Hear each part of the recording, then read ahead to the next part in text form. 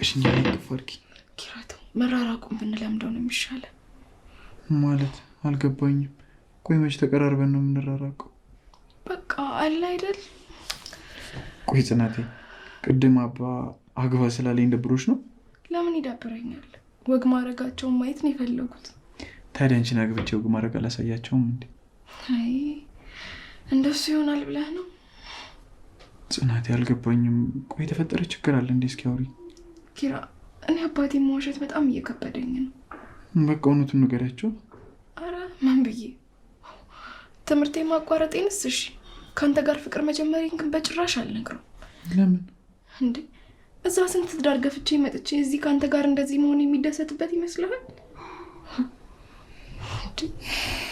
ደግሞ ከሀገሬ ስወጣ ወንድ ፈልጋ ነው ወንድ ለምዳ ነው ብዙ ነገር ነው የተባልኩት ያንን እውን ማድረግ አልፈልግም ጽናቴ አታሷሽኝና እኔ እያልሽኝም እያረግሽም ያለሽው ነገር ምንም አልገባኝም አላቅም በቃ ኪራ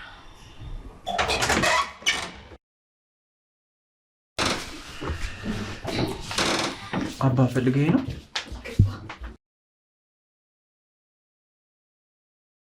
ለእናት ደውልላት እሺ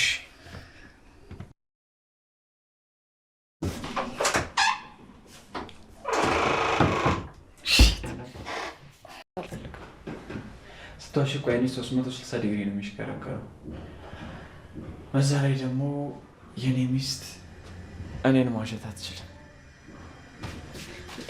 ስለዚህ ነገር ደጋግመን ያወራንበት መሰለኝ ስለይቱ በቃ እኔን መቅረብህን አውቁ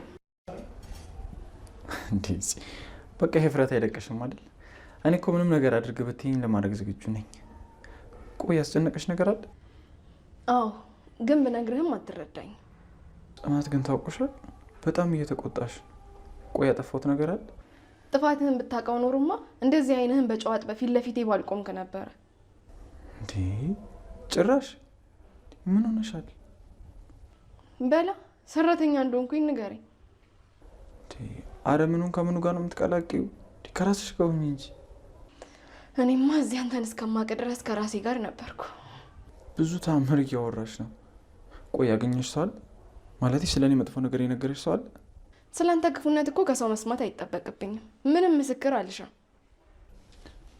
ማደን አይደለሽም እንዴ እስኪ ገብተሽ ፊትሽን ታጠቢ ቀለል እንዲልሽ እንደ ዛሬ እንደናሆኛ አላውቅም እኔም እያናደድሽኝ ነው ግን በቃ ምንም ልልሽ አልፈልግም በቃ አስተረጋጊ አውሪ ለምን አንተ ስትፈልግ ብቻ እንዳወራ ነው የምትፈልገው ቆይ ላንተ ብቻ ነው እንዴ ሰይጣንን መልአክ መሆን የሚፈቀደው ጽናት በቃሽ ያምሻል እንዴ ምንድነው የሆንሽልሽው የሆንሹ ነገር ካለ በቀጥታ ተናገሪ ምንድነው ዙሪያ ጥምጥም የምትይጂው ከሆንኩት በላይ ያደረከኝ አይበልጥም ብለህ ነው ግን አንተ ምንም እንዳልተፈጠረ እዚህ መተህ ትቅለሰለሳለህ ቆይ ባለፈው ነገር ላንወቃቀስ ተነጋገርን አይደል እንዴ በቃ ሲጀመር የወጋ ቢረሳ የተወጋ አይረሳም አሁን ትወጣለህ ልውጣ እንደዛ ነው እሺ እመች በቃ በኋላ አወራሻለሁ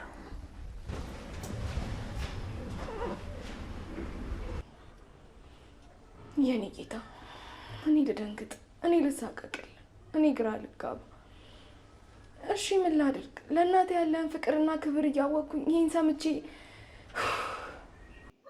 ሰላም ሰላም ጤና ይስጥልኝ ውድና የተከበራችሁ የቻናሌ ቤተሰቦች ሰላማችሁ ይብዛ ጽናትና ኪራ ተለቋል ማለት ነው ጽናት በሚያሳዝን ሁኔታ ጽናትና ኪራ ሊለያዩ ጫፍ ደርሰዋል ማለት ነው ፍቅራቸው ጋሬጣ እየበዛበት ነው ሊለያዩ በቃ ጫፍ ላይ ደርሰዋል በእውነቱ ጠላታቸው እየበዛ ነው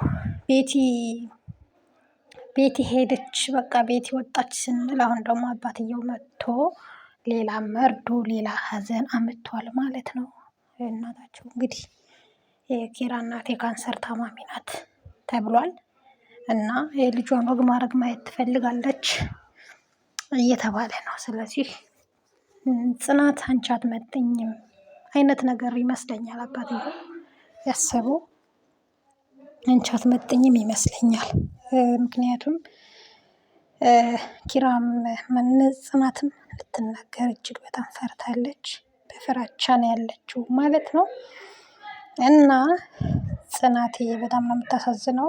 ስቃይዋ ፈተናዋ እየበዛ ነው። እጅግ በጣም ነው የምታሳዝነው በእውነቱ። ውይ ፈተናዋ በዛ፣ በእውነት ፈተናዋ ስቃይዋ በዛ ማለት ነው። እና ምን እንደሚሻላት የኪራ አባት ደግሞ ንግግሩ ቦርጫም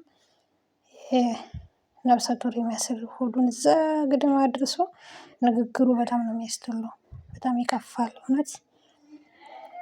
አንቺን እስከ አባትሽ ያዝን ምናምን ምናምን ወንድማማቾችን ምናምን ምን አይነት የተረገመ ሰውዬ ነው። እውነት ጠላሁት እኔ። ይሄ መላጣ ጭንቅላቱ ላይ ሽሮ ነው የምናበስልበት። በእውነት አሳዝነኛለች ጽናትዬ። ፈተናዋ እየበዛ ነው ማለት ነው። እና ከባድ ነው። ኪራ በቃ እውነቱን ተናገርና በቃ ያበጠ ይፈንዳ።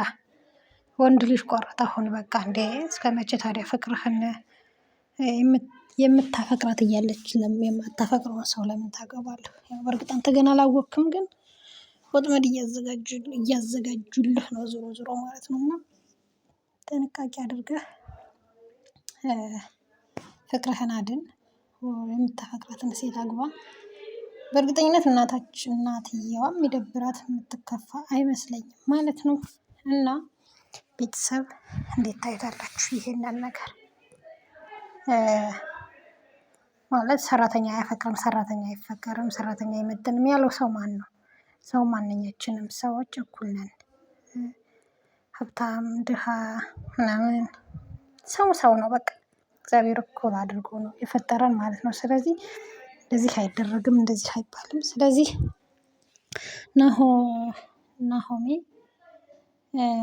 ማነው ኪራዬ እንትን በል ናሆሜ ያልኩኝ። ናሆሜን በጣም የምወደው ልጅ ነው በነገራችን። ምክንያቱም በጣም የዋህ ውስጡ ሩሩ አዛኝ የሆነ ልጅ ስለሆነ የዋህ ልጅ ስለሆነ ወደዋለሁ። እና ናሆሜ ያልኩ ኪራዬ ያንተ አሁን በቃ አንተን ኃላፊነት መውሰድ ያለብህ አንተ ነህ።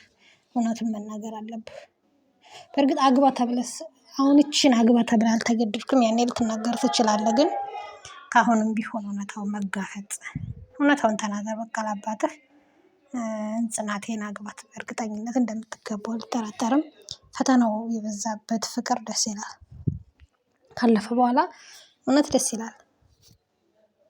የሁሉ ፈተና የሁሉ ስቃይ ካለፈ በኋላ ደስ ይላል። ፈተና ሲበዛ ለጊዜው የሚያልፍ ባይመስልም ሲያልፍ ደግሞ እጅግ በጣም ደስ ይላል። እና እውነተኛ ፍቅር ፈተና ይበዛበታል። ይህንን ተቋቋሙ ማለት ነው ውድ ቤተሰብ። ኤኒዌይስ ግን ላይክ፣ ሼር፣ ሰብስክራይብ አይለኝ። ላይካችሁ ሰብስክራይባችሁ ያስፈልገኛል። ላይክ አድርጉ፣ ሰብስክራይብ አድርጉ።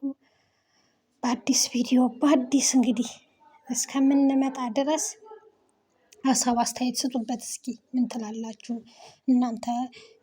ኪራዬ ከጽናቴ ጋር ቢጋባ ነው ወይ ደስታችሁ? አኪድ እሱ ነው ደስታችሁ ብዬ አስባለሁ ማለት ነው። ቤተሰብ አስተያየት ላይክ ሼር አድርጉ፣ አስተያየት ስጡበት። እስኪ በሚቀጥለው እስከምንገናኝ መልካም ጊዜ መልካም ቆይታ ይሁንላችሁ።